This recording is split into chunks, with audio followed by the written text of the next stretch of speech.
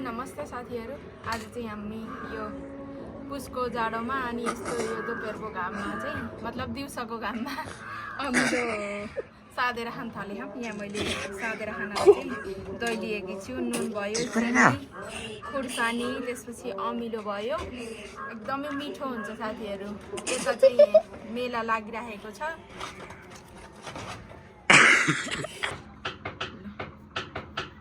यति बेला होला नि त डल्ले खुर्सानी साथीहरू। मैले पहिला एउटो राख्छु, धेरै पिरो हुन्छ नि त डल्ले खुर्सानी। यो अमिलो सादेर खाँदा चाहिँ बेसार अनि तोरीको तेलले झानेर पनि खान सक्नुहुन्छ साथीहरू। खुर्सानीले कम हुने भएको भएर मैले अर्को राखेँ। पिरो त एकदमै पिरो हुन्छ यो डल्ले खुर्सानी,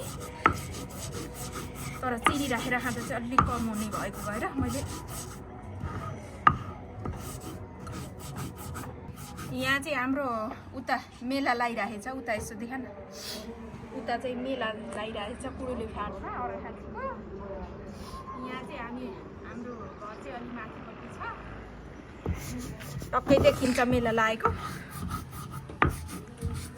मेला हेर्न चाहिँ हामी अझै गएनौँ साथीहरू, जान पर्ला नि एक दिन मिलाएर, फुर्सद मिलाएर। नुन पिसेर रेडी गरेँ। अब अमिलो काट्नु पर्ने हुन्छ अनि सिलौटामा हालेर सार्नु पर्यो।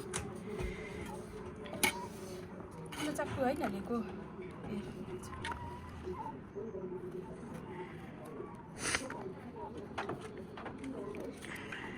यस्तै छिटो लगाउनु पर्यो, सजिलो हुन्छ। यसरी कट लगाउँदा चाहिँ सजिलो हुन्छ। कडा रहेछ यो, लोकल गाउँघरको अमिलो हो नि त, छिल्न अलिक गाह्रो हुन्छ। यसको बोक्रा अलिक कडा हुन्छ। पहिला पहिला हामीले त यसको बोक्रा यो यसको पाना भन्ने हुन्छ, पातला आउँछ कि त्यो छिलेर खान्थ्यो। कस्तो मिठो हुन्थ्यो क्या बुझ्नु।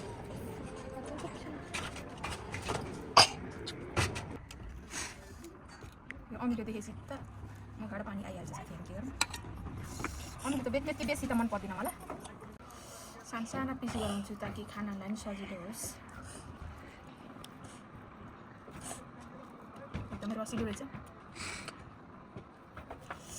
साना पिस गराउँछु म, खाना पनि सजिलो होस् भनेर।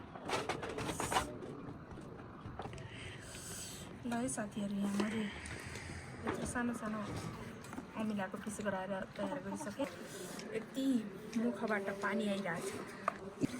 यहाँ अब नुन राख्नु पर्यो।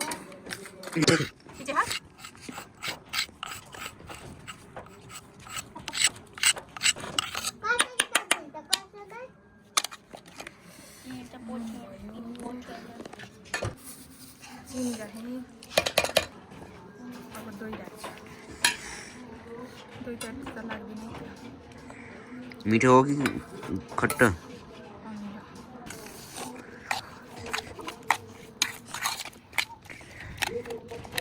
यस्तो मिक्स गर्दै रसिलो हुन्छ एकदमै।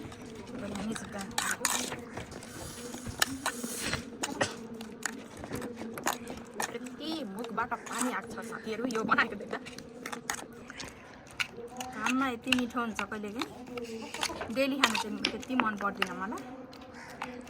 यसमा बेसार राख्न सक्नुहुन्छ साथीहरू, अनि तोरीको काँचो तेल राख्न सक्नुहुन्छ स्वाद मन पर्नेलाई।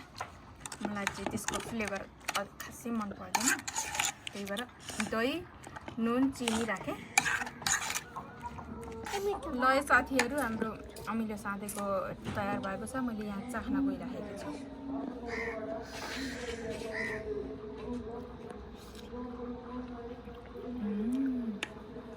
अमिलो पिरो टक्क भयो।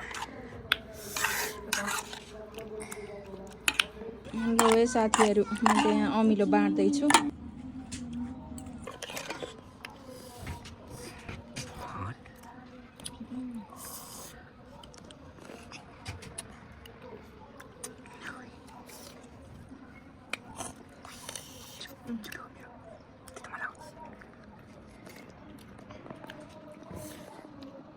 के भयो? अमिलो भयो।